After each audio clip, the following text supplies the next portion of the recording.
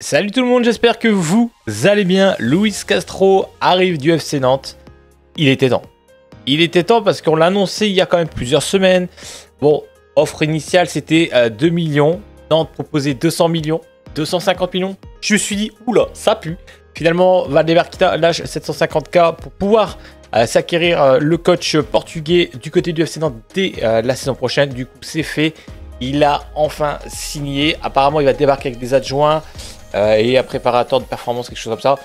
On verra ce que ça va donner. Apparemment, ce serait une nouvelle ère qui arrive du côté du FC Nantes. On a appris également que Nico Palois, j'ai fait un short d'ailleurs il y a quelques jours dessus, comme si je chantais ce qui allait arriver.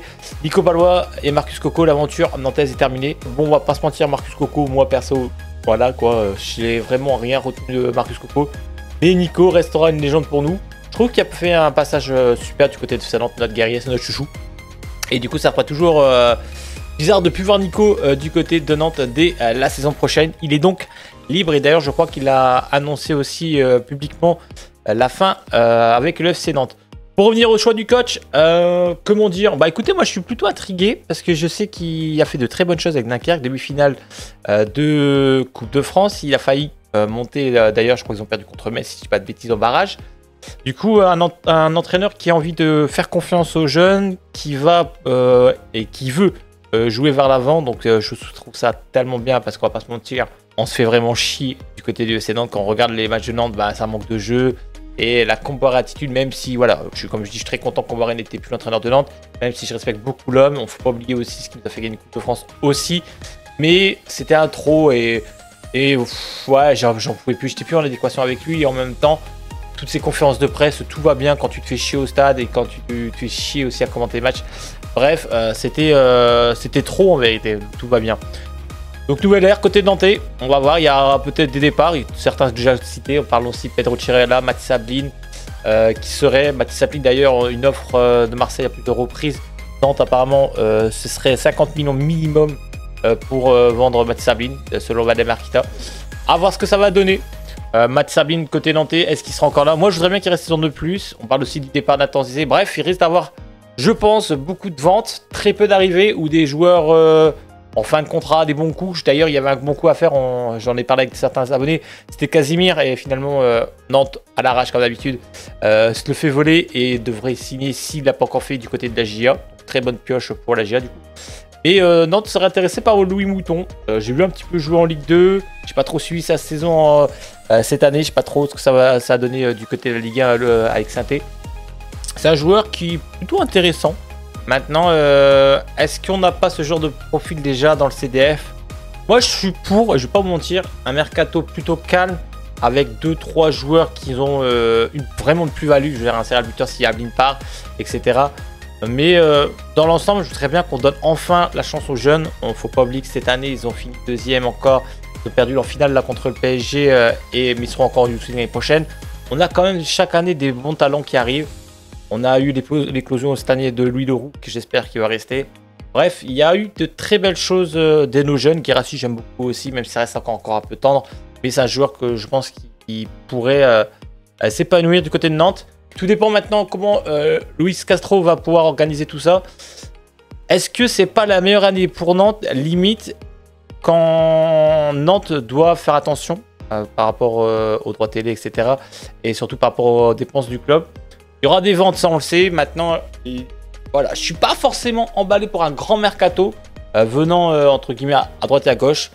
Pourquoi pas 4-5 joueurs grand max, mais c'est vraiment des plus-values ou pas des joueurs qu'on fait des paris. Voilà. J'ai vu que Coquelin on a prolongé, je trouve ça plutôt cool. Maintenant, j'espère qu'on verra un Coquelin qui se blesse pas parce que là, ce qu'on a peu vu de Coquelin, même si j'ai bien aimé, j'ai vu aussi la rumeur, on en profite, Anthony Lopez à Brest. Direct démenti. On verra bien. Moi, je pense que Anthony sera là. Voilà, comme je parlais des tauliers, c'est pour ça que j'aurais bien aimé Nico limite. Nico Palois encore un an de plus pour encadrer peut-être. Mais bon, ils ont peut-être fait le choix de JC à la place de Nico Palois pour encadrer la nouvelle génération. Mais le choix comment je pourrais dire ça, recrutement interne, je suis plutôt pour. D'ailleurs, dites-moi par commentaire, est-ce que vous préférez que Nantes recrute en masse ou on a des jeunes, on a un vivier avec du talent, on va les chercher.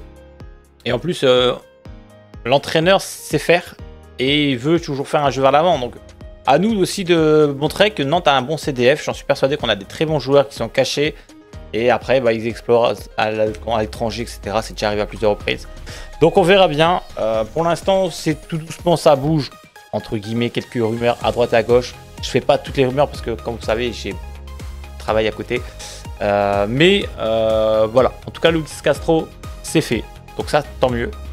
Et on verra au fur et à mesure. Là, le mercato va se lancer tout doucement. De toute façon, je pense pas qu'il y aura des grands mouvements côté nantais. On attend de voir un petit peu la direction du coach portugais. Et j'ai hâte de le voir jouer, même si je sais que la première journée, il ne sera pas sur le banc. Hein. Il est suspendu. Ça, j'avais vu du coup quand j'avais regardé le dernier match avec Dunkerque. Et ouais, bon, on verra bien. On verra bien ce que ça va apporter. Moi, je trouve que c'est un entraîneur qui peut apporter un nouveau style à Nantes. Maintenant, est-ce que vous êtes réticent ou quoi? Dites-le moi par commentaire. Mais je trouve ça bien. C'est bien, ça change un petit peu de ce qu'on a comparé, voilà, des pompées de service, etc. qu'on a trop connu côté de Nantes. Un autre style d'entraîneur, c'est peut-être pas mal. Beaucoup le comparent à Conceição. Moi, je pense qu'il ne faut pas chercher comparaison. Maintenant, voilà, il faut le laisser faire son travail. Et voir, en tout cas, au bout de 10 matchs, qu'est-ce que ça donne. Je pense qu'on sera déjà vite fixé du côté de Nantes, même s'il faut du temps pour construire un vrai projet avec des jeunes. Et ça peut être cool. En tout cas, voilà, pour cette vidéo, entre guillemets, mercato aussi renouveau. D'ailleurs, pour ceux qui ne me connaissent pas, dans cette chaîne, c'était la chaîne RemuFoot. J'ai arrêté cette chaîne-là. Tout simplement parce que j'ai voulu dire on va repasser sur le FC Nantes Inside juste pour voilà, tout ce qui est partie live commentary. Évidemment, pour suivre les matchs, pour ceux qui n'ont pas la possibilité de suivre le match, je vous commente la rencontre en direct chaque week-end. L'actualité du FC Nantes aussi à travers des shorts, des vidéos, etc. Vous êtes déjà nombreux à être venus et rejoindre l'aventure. Ça fait vraiment plaisir. Et voilà, on fera pourquoi pas aussi quand je peux des petits lives d'interaction avec les abonnés pour vraiment parler du FC Nantes. Pas de gaming, rien de tout ça sera proposé sur cette chaîne. Le but c'est vraiment kiffer. De toute façon, j'ai moins de temps consacré sur les réseaux sociaux et ça me fait vraiment aussi du bien. Mentalement aussi. Donc voilà les loulous, je pense que j'ai fait le tour pour cette première vidéo. N'hésitez pas évidemment à vous abonner ceux qui me connaissent et qui m'ont apprécié pour le contenu sur du FC Nantes. Donc voilà, vous êtes bienvenus les loulous. Et à côté de ça, bah écoutez, et donnez-vous votre avis. Mercato Nantais, est-ce que vous pensez que ça doit bien bouger ou pas? Beaucoup de renforts, on s'appuie sur les jeunes. Et à côté de ça, est-ce que vous êtes pour ou contre l'arrivée de Castro, même si c'est signé maintenant du côté du FC Nantes? Bon allez, je m'arrête de parler. N'hésitez pas, le petit like, ça aide beaucoup pour le référencement les amis. C'est gratuit, ça porte, voilà, ça porte pas de fruits tout simplement. Tu claques, tu mets ton petit like, petit commentaire. En plus, je réponds à tout le monde, ça fait vraiment plaisir de pouvoir échanger avec le FC Nantes. Je vous laisse là et on se retrouve la prochaine actu officielle du FC Nantes. Mais quoi qu'il arrive, vous allez avoir du contenu qui se met en route au fur et à mesure de cette chaîne qui a déjà une semaine de vie. Allez, bisous, je m'arrête de parler, c'était Romu. Ciao, ciao, bye bye.